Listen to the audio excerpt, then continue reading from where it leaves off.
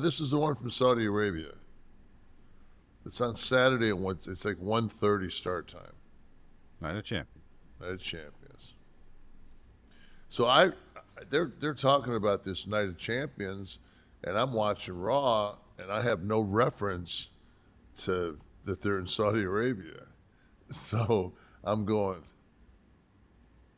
what noon wasn't available?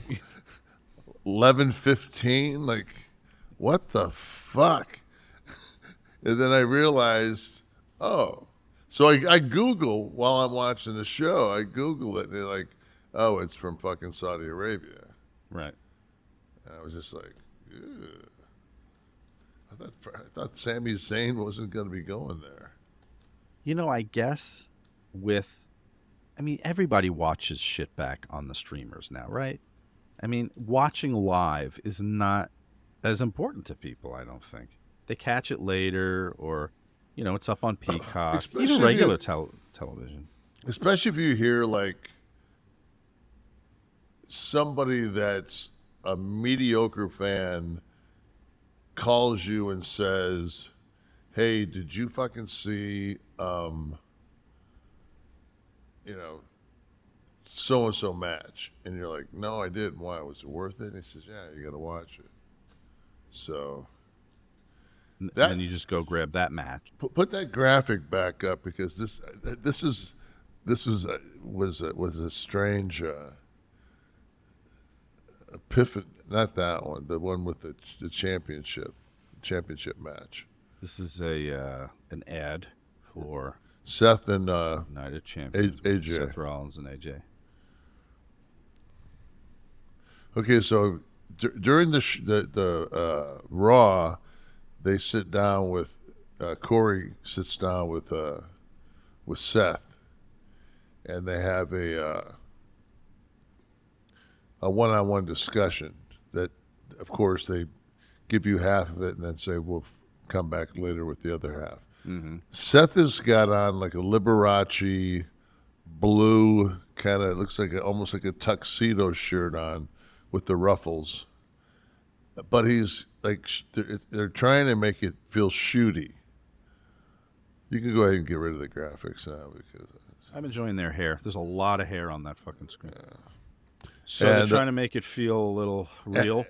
And so Graves asks him, how he feels about Roman.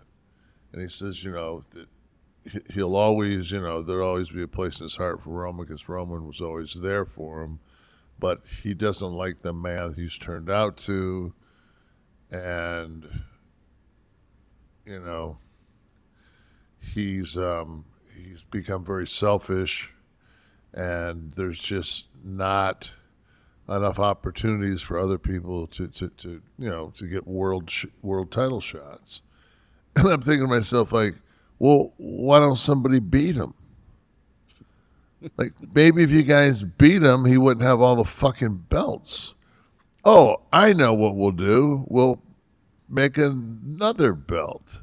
Don't you remember when Tyson had the title for a long time, the WBC, WBA, and he had unified title? Didn't they just invent more belts, or was it like, who the fuck's gonna knock out Tyson?